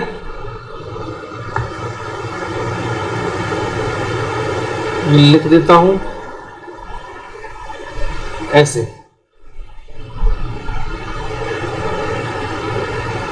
और इसको भी थोड़ा सा मैं, तो x equal to r upon 1 plus under root q2 by q1। तो इससे क्या होगा कि एक बार में आप डायरेक्ट उसको लिख पाएंगे। और इस तरह के फॉर्मूले देखो याद रट लेने चाहिए हमको, ये दो जगह बहुत काम आते हैं, जेई मेन में और एक नीट में, क्योंकि वहां पर हमको टाइम सेव करना होता है। और सोल्यूशन और जो क्वेश्चंस आते हैं उसमें बहुत डिफिकल्ट नहीं आते हैं, उनको आप फॉर्मूले में वैल्यू डाल के निकाल के रख सकते हो। टाइम सेव होगा तो दूसरे क्वेश्चन सॉल्व करने के लिए टाइम ज़्यादा बचेगा। अब इस फॉर्मूले को याद कैसे रखेंगे हम? इसको याद ऐसे रखना कि जो 1 plus under root q2 by q1 है उसमें डिनोमिनेटर में, यानी कि q1 कौन सा चार्ज है? ये वो चार्ज है जिससे हमने डिस्टेंस निकाली है x, जिससे हमने डिस्टेंस निकाली है वो कहां पर आता है? वो नीचे आता है under root q2 by q1। तो x का मेजरमेंट नीचे वाले चार्ज से हो रहा है, अंडर रूट q1 है जिसमें, है ना? ये इसको याद रखना, ठीक? कैसे? मतलब वो डिनोमिनेटर जो q1 है उसको 1 से वो ऐड करके q1 ऊपर हो जाएगा तो इजी बनता है। हाँ चलो, हाँ ऐसा भी कर सकते हो, ऐसा भी याद रख सकते हो। x equal to under root q1 r upon under root q1 plus q2। तुमको जैसा अच्छा लगे वैसा वाला याद कर लो, जैसे इसके ऊपर वाला भी तो है ना। तुमको अगर ये ठीक हाँ तो ये ठीक लगता है तुम इस वाले फॉर्मेट में याद कर लेना, जिस भी फॉर्मेट में याद करना है, लेकिन याद कर लेना। अब मेरा दूसरा सवाल है, ये बताना है तुमको, एक चार्ज है q1, एक है q1 और दूसरा है माइनस q2, इनके बीच का सेपरेशन है r। अब आपको बताना है इक्विलिब्रियम पोजीशन x, किससे बताना है? q1 से। What is the distance from q1 of equilibrium point? ठीक है, इक्विलिब्रियम पॉइंट की डिस्टेंस आपको बताना है q1 से। अब इसमें हमको पता मानना पड़ेगा, मान लेते हैं कि q1 का जो मैग्नीट्यूड है वो कम है किससे? q2 से। किसी ना किसी कम, एक का मैग्नीट्यूड कम मानना पड़ेगा, तभी हम सॉल्व कर पाएंगे। तो या अगर मैंने पूछा है कि q1 से इक्विलिब्रियम पॉइंट की डिस्टेंस, तो मेरा इंटेंशन यही था कि मैं ये मान के चल रहा हूँ कि q1 का मॉडुलस कम है, हालांकि ये पहले दिया होना चाहिए। तो k into q1 into q naught upon x square, मतलब मैं इक्विलिब्रियम पॉइंट मान के चल रहा हूं कि यहां पर है और इधर मैंने क्यू नॉट को रख दिया है। तो k q naught into q2 upon are plus x का होल स्क्वायर। इसको हम सिंप्लीफाई कर लेते हैं, तो k क्यू नॉट कैंसिल हो जाएगा और ये होगा under root q1 into r plus x equal to q2 under root q2 into x के बराबर। तो ये होगा under root Q1 into r equal to x, अगर हम कॉमन ले लें तो ये आएगा under root Q2 minus under root Q1। इसको सिंप्लीफाई करने पर x की वैल्यू हो जाती है r into under root Q1 upon under root Q2 minus under root Q1। या इसको आप ऐसे भी लिख सकते हो x equals to r upon under root Q2 by Q1 minus 1। ये किस केस में स्टैंडर्ड फार्मूला है? ये फार्मूला उस केस में स्टैंडर्ड फार्मूला है जब दोनों चार्जेस अपोजिट साइन के होते हैं और इक्विलिब्रियम दोनों के बीच में ना मिलके कहीं और मिलता है। इसमें कोई डाउट? ठीक है, तो ये फॉर्मूले आपको याद रखने हैं। एक तो ये वाला केस हो गया और फिर एक ये वाला केस है। ठीक है, मैंने आपको डिराइव कर दिया, हालांकि ये डायरेक्ट लिखा हुआ भी था। अब मैं एक नई चीज बताने वाला हूं आपको, stability of system of three charges. Stability of system of three charges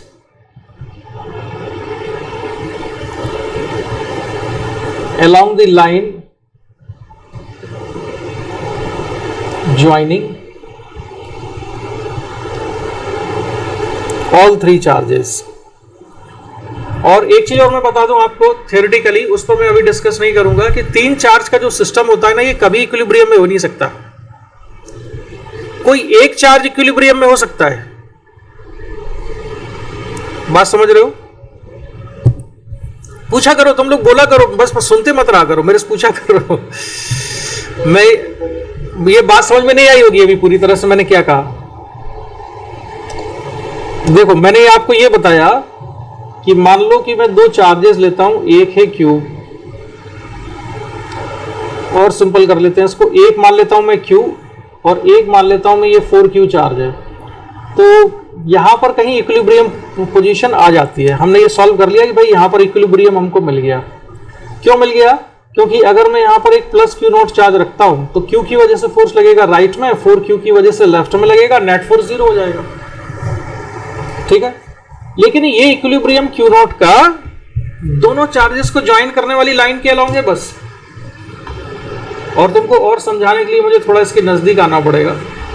ये जो मैं इक्विलिब्रियम बता रहा हूं ये केवल इस लाइन के अलोंग है Q0 का, लेकिन अगर Q0 का इक्विलिब्रियम में ऐसे चेक करूं इस लाइन के परपेंडिकुलर ऐसे, तो ये इक्विलिब्रियम में नहीं होगा। क्यों नहीं होगा इक्विलिब्रियम में? अभी बताते हैं आपको। मैंने एक लाइन खींच दी यहां पर ऐसी, ये लाइन खींच दी, यहां पर मैंने एक Q0 चार्ज रख दिया। अब तो इस Q चार्ज की वजह से Q0 पर फोर्स किस डायरेक्शन में लगेगा? रिपल्सिव लगेगा या अट्रैक्टिव?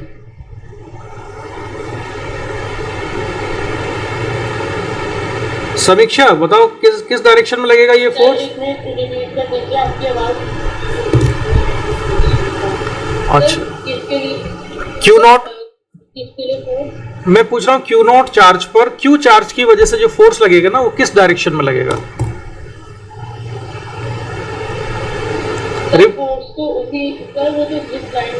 हाँ, मतलब दोनों को ज्वाइन करने। हाँ, मैं मालूम क्या सुनना चाहता हूं, मैं ये सुनना चाहता हूं कि दोनों चार्जेस को ज्वाइन करने वाली लाइन के अलोंग रिपल्सिव फोर्स लगेगा बस। ठीक है, ये जो मैंने डायरेक्शन बना दी इसकी समझ में आई है? ये फोर्स लगेगा ऐसा। ये किसकी वजह से लग रहा है? Q की वजह से। अच्छा, 4Q की वजह से फोर्स किधर लगेगा?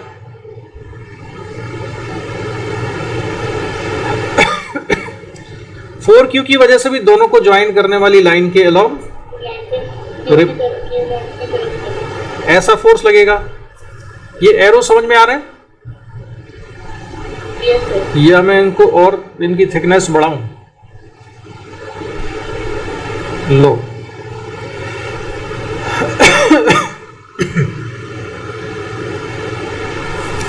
अब हम मान लेते हैं कि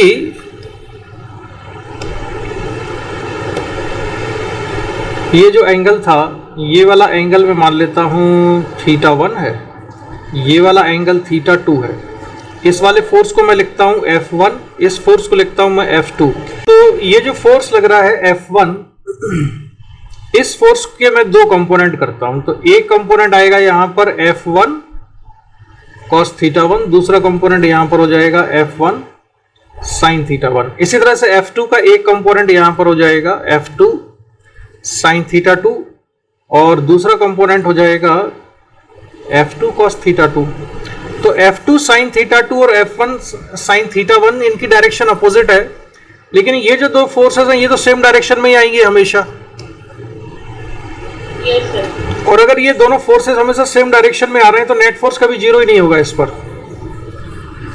जो Q नोट चार्ज है, इस Q नोट चार्ज पर नेट फोर्स कभी जीरो नहीं होने वाला। अगर मैंने उसको कहां डिस्प्लेस किया है, अगर मैंने उसको डिस्प्लेस किया है दोनों को ज्वाइन कर Q और 4Q को ज्वाइन करने वाली लाइन के अलोंग डिस्प्लेस ना करके मैंने उनके परपेंडिकुलर डिस्प्लेस कर दिया है। और अगर मैं परपेंडिकुलर डिस्प्लेस करता हूं तो जो ये वाला कंपोनेंट है फोर्स का, ये कभी जीरो नहीं होगा, ये दोनों सेम डायरेक्शन में आ रहे हैं। और अगर ये जीरो नहीं होगा तो इक्विलिब्रियम नहीं मिलेगा। यानी कि तीन चार्जेस का जो सिस्टम होता है, आप ऐसे में इक्विलिब्रियम ढूंढोगे तो ऐसे में नहीं मिलेगा, और अगर ऐसे में ढूंढोगे तो ऐसे में नहीं मिलेगा। तो अल्टीमेटली तीन चार्ज का सिस्टम, जो तीन चार्ज का जो सिस्टम है वो इक्विलिब्रियम में होता नहीं है। अभी मैंने जो एक्सप्लेनेशन दिया ना, ये बहुत डेप्थ वाला एक्सप्लेनेशन नहीं दिया। थोड़ा और जब क्लासेस हो जाएंगी और हमारा जो अंडरस्टैंडिंग सब्जेक्ट की बढ़ जाएगी, उसके बाद मैं तुमको बताऊंगा कि आयरनेस थ्योरम होती है। वो ये कहती है कि केवल इलेक्ट्रिक फील्ड के इन्फ्लुएंस में, केवल कूलाम फोर्स के इन्फ्लुएंस में कोई चार्ज पार्टिकल कभी रेस्ट में हो नहीं सकता, सॉरी इक्विलिब्रियम में हो नहीं सकता। अगर केवल कूलाम फोर्स लग रहा है किसी चार्ज पार्टिकल पर तो वो चार्ज पार्टिकल कभी भी इक्विलिब्रियम में रह ही नहीं सकता है ना। तो ये हम बाद में डिस्कस करेंगे। अभी मैंने एक एग्जांपल देके समझाया कि अगर आप ऐसे में Q नॉट को इक्विलिब्रियम में रखते हो तो वो ऐसे में नहीं रहेगा, और अगर ऐसे में रखोगे ना तो ऐसे में नहीं रहेगा। अब मैं सिस्टम के इक्विलिब्रियम की बात करने वाला हूं यहां पर।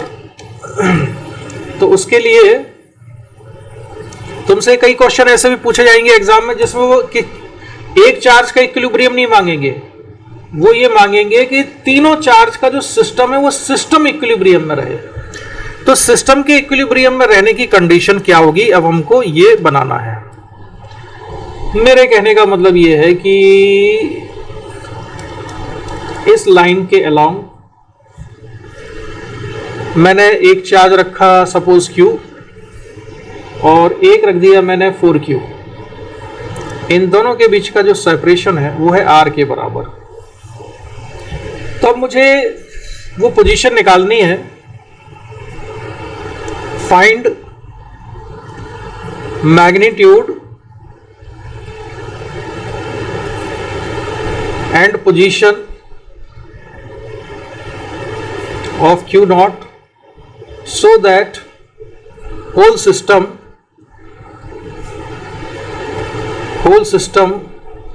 can remain in equilibrium, यानी पूरा सिस्टम इक्विलिब्रियम में रहे। तो कोई अपना इसमें ओपिनियन देना चाहेगा कि पूरा सिस्टम इक्विलिब्रियम में रहे, उसके लिए क्या कंडीशन होनी चाहिए?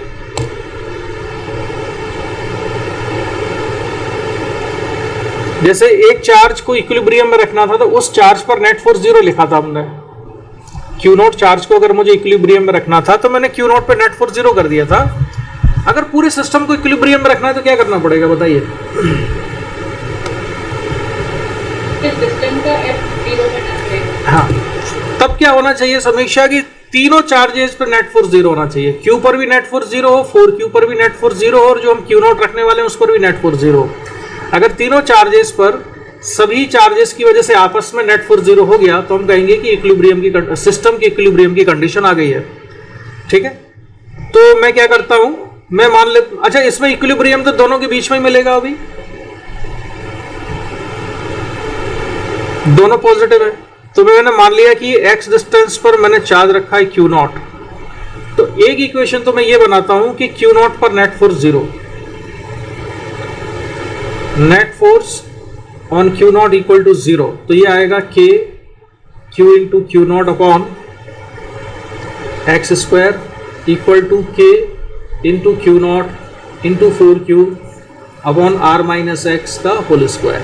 ये आ जाएगा। इसको हम सिंप्लीफाई करते थे तो कितना जाता था, इसको सिंप्लीफाई करने पर ये r minus x equals to 2x, मैंने थोड़ा डायरेक्ट कर दिया, अंडर रूट भी ले लिया। इसको सिंप्लीफाई करने पर x इक्वल टू आ जाता था r/3। और जो फॉर्मूला हमने डिराइव किया, अगर वो फॉर्मूला हमको डायरेक्ट याद होता तो हम वैसे देख के बता देते कि x की वैल्यू क्या आने वाली है। तो अभी तो केवल Q0 की इक्विलिब्रियम की कंडीशन आई, अब मुझे सिस्टम के इक्विलिब्रियम की कंडीशन चाहिए, तो मैं क्या करूं? अब मैं लिखता हूं नेट फोर्स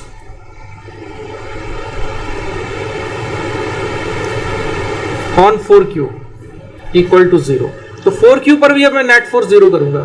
तो 4Q पर कौन कौन फोर्स लगाएगा? एक तो Q लगाएगा, Q और 4Q के बीच में कितना फोर्स है? KQ into 4Q upon separation कितना? शर्मिष्ठा बताओ कितना सेपरेशन ले यहां पर?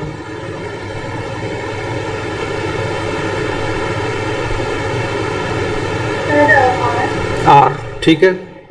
और कौन सा फोर्स लगाएगा 4Q पर? और कौन सा चार्ज फोर्स लगा रहा है? Q0 लगा रहा है ना। तो अब हम लिखेंगे K Q0 into 4Q upon separation कितना इन दोनों के बीच में? इन दोनों के बीच में सेपरेशन है R माइनस, तो R माइनस एक्स का स्क्वायर। ये दोनों फोर्सेस का मैग्नीट्यूड भी इक्वल हो जाना चाहिए, इक्वल तो होना ही चाहिए, साथ में अपोजिट भी आना चाहिए। तो पहले में हम मैग्नीट्यूड को इक्वल कर देते हैं। इसको सॉल्व करके बताओ क्या रिलेशन आता है।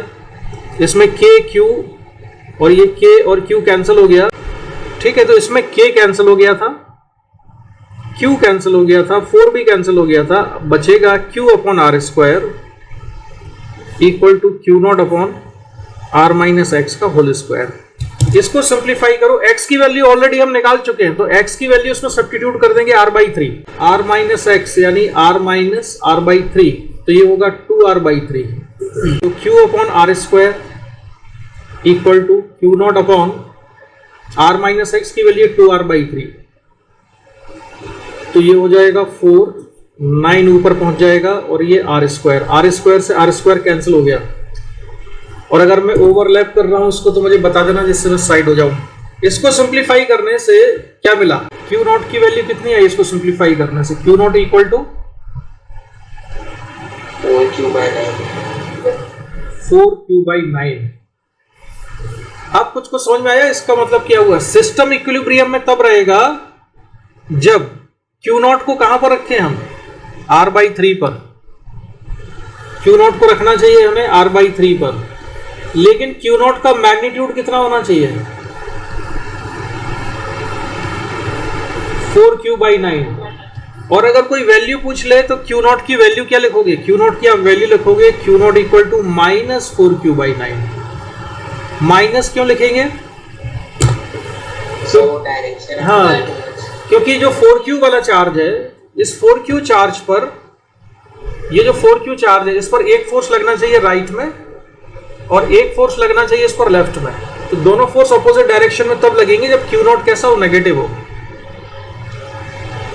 तो इसमें कोई डाउट तो नहीं? समझ में आ गया? ये सिस्टम का इक्विलिब्रियम करने के लिए क्या जरूरी है कि तीनों चार्ज पर फोर्स, नेट फोर्स कितना होना चाहिए? 0। अब एक सवाल का जवाब आप लोग, अच्छा मैं आपसे पूछूं उससे पहले तुम लोग मुझसे पूछ लो। अभी हमने जो कुछ किया इसमें कोई पूछना है क्या सिस्टम के इक्विलिब्रियम को? इसमें कोई डाउट? कोई डाउट है इसमें अभी जो हमने किया? ये तो मुझे कुछ पूछना था। हाँ बोलो बोलो। सर जैसे कि एक साइड हमने पॉजिटिव Q और एक साइड नेगेटिव Q चार्ज दिया, प्लस Q और माइनस Q, तो हाँ। सर प्रैक्टिस इनके बीच में कोई इक्विलिब्रियम मिलना तो पॉसिबल नहीं है। और जब आपने थ्योरेटिकली निकालना तो आपने देखो जैसे मैग्नीट्यूड को करना होगा। सुनो, इस अगर दोनों की मैग्नीट्यूड सेम हो तो क्या इक्विलिब्रियम नहीं निकल सकता? देखो, अगर दोनों के मैग्नीट्यूड सेम होंगे तो हम चेक कर लेते हैं अभी क्या सिचुएशन आएगी इसमें। मतलब आप ये कह रहे हो कि एक चार्ज मान लेता हूं मैं प्लस Q और दूसरा वाला प्लस Q है ना, ऐसे ही? दूसरा वाला नेगेटिव है। अच्छा, माइनस Q, ठीक है। तो इन दोनों के बीच में तो इक्विलिब्रियम मिलेगा नहीं कहीं पर। सर ये पॉसिबल ही नहीं है। हाँ, ये देखो दोनों के बीच में तो मिलेगा ही नहीं। अगर मैं एक प्लस चार्ज रखता हूँ क्यू नॉट, तो ये प्लस क्यू की वजह से फोर्स लगेगा राइट में, माइनस क्यू की वजह से भी राइट में लगेगा, दोनों फोर्स सेम डायरेक्शन में हो गए। अगर मैं यहाँ पे राइट में देखूँ, इसके माइनस क्यू के राइट में यहाँ पर क्यू नॉट को रखता हूँ, अगर मैं यहाँ पर क्यू नॉट को रखूँ तो माइनस क्यू की वजह से फोर्स किधर लगेगा, लेफ्ट में, और प्लस क्यू की वजह से राइट में। लेकिन यहाँ पर हमेशा कौन डोमिनेट करता रहेगा, माइनस क्यू। तो इसलिए नेट इस पे दोनों फोर्स का मैग्नीट्यूड कभी इक्वल होगा नहीं। इसी तरह से अगर मैं यहाँ पर रख देता हूँ क्यू नॉट चार्ज को, तो प्लस क्यू हमेशा डोमिनेट करता रहेगा इस पर। तो इस सिचुएशन में इक्विलिब्रियम इसमें मिलेगा ही नहीं कहीं पर भी। तो ऐसा जरूरी नहीं है कि इक्विलिब्रियम मिले ही मिले हमको, ठीक है। तो इस सिचुएशन में इक्विलिब्रियम आएगा ही नहीं। प्रतीक, तुम्हारा कोई डाउट? कितनी देर बाद हो जाएगा? अच्छा, नहीं, मैं ये कह रहा हूं कि अभी मैंने जो डिस्कस किया ना सिस्टम के इक्विलिब्रियम के बारे में, इसमें कोई डाउट है क्या? No sir. अच्छा, इसमें अगर कोई डाउट नहीं है तो अब मैं एक क्वेश्चन पूछूंगा तुमसे, वो बताना। इसके कैलकुलेशन में मैंने क्या काम किया, एक तो नेट फोर्स किस पे जीरो किया था, क्यू नॉट पे जीरो किया था, और एक नेट फोर्स हमने किस पे जीरो किया, 4Q पे जीरो किया। लेकिन हमने ये तो चेक किया ही नहीं कि Q पे नेट फोर्स जीरो है कि नहीं। हाँ तो बताओ। नहीं, यस सर नहीं, ये तो बताना है। अगर मैं तब बताता जब तुम पहले पूछ लेते, मैंने इसलिए पहले मौका दिया था तुम्हें पूछने का, अब तुम्हें बताना पड़ेगा। बताना ये है कि सिस्टम के इक्विलिब्रियम के लिए मैंने ये कहा कि हर एक चार्ज पर नेट फोर्स जीरो होना चाहिए। लेकिन जब मैं इसको सॉल्व कर रहा था तो मैंने क्यू नॉट चार्ज पे नेट फोर्स जीरो किया, और उससे क्या निकाल दिया मैंने, x इक्वल टू r/3। फिर मैंने 4Q चार्ज पे नेट फोर्स जीरो किया, क्यू नॉट की वैल्यू निकाल दी।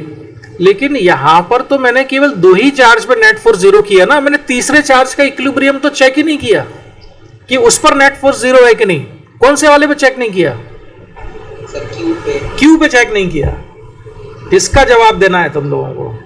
कोई भी प्रतीक या कोई भी जो भी हाँ बोलो। हाँ बिल्कुल सही है, लेकिन इसकी रीजनिंग दो। नहीं, आंसर सही है लेकिन उसका रीजनिंग और अच्छे से दो, और कुछ बताओ मुझे थोड़ा ऐसा। आंसर तुमने सही बताया, लगभग यही बात है, बस मैं कुछ और सुनना चाह रहा हूँ, बिल्कुल परफेक्शन। कोई और ट्राई करो। चलो इसको और सोचना। वैसे ना ये न्यूटन थर्ड लॉ का आउटकम है direct, every action is equal and opposite reaction. उससे मिला के इसको हम रीजनिंग से आंसर दे सकते हैं, तो उस पर थोड़ा और सोचना, बहुत बड़ी बात नहीं है, लगभग तुम लोगों ने बता दिया है इसका आंसर।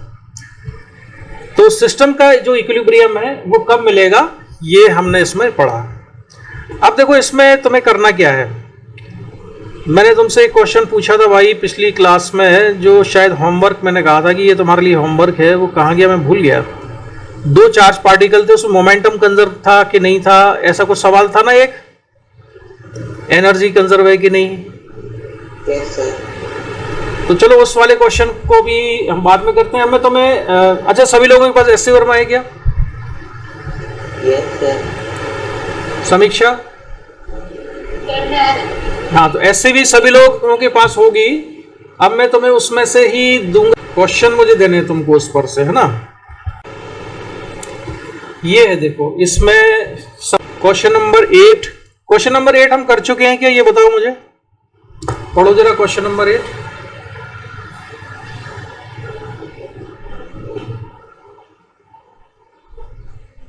Yes sir. ठीक है। इसके बाद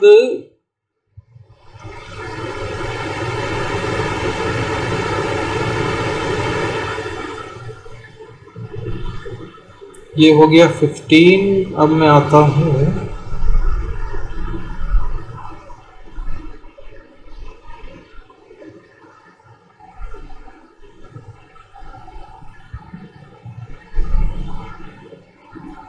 क्वेश्चन नंबर 16, क्वेश्चन नंबर 17। इनमें मैं तुमको क्लास में ये करा चुका हूं, बस इसमें मैग्नीट्यूड निकालने मैंने सिंबल में कराए थे, इसमें वैल्यू दिए हुए हैं चार्जेस की।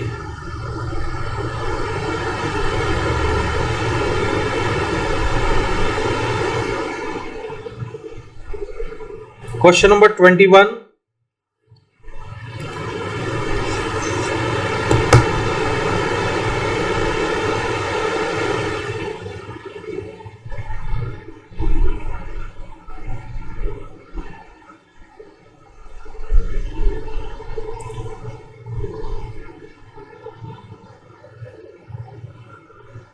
इसके बाद क्वेश्चन नंबर 23। तो इतने क्वेश्चन आपको करने हैं। क्वेश्चन नंबर 23 था, है ना। तो ये वाले जो क्वेश्चंस होंगे ये आपको करके आना है, ये आपके लिए होमवर्क है। और आज की जो क्लास है उसको मैं करता हूं यहीं पर फिनिश। तो आज की क्लास में कुछ डाउट है क्या? किसी को पूछो जो हमने पढ़ा आज, उसमें किसी को डाउट है? ठीक है, तो नेक्स्ट क्लास फिर हम रखेंगे। आज वेडनेसडे है ना? Yes sir. तो फ्राइडे को रखेंगे, ठीक है। तब तक आप ये कंप्लीट कर लेना इसको, ठीक है। Thank you sir.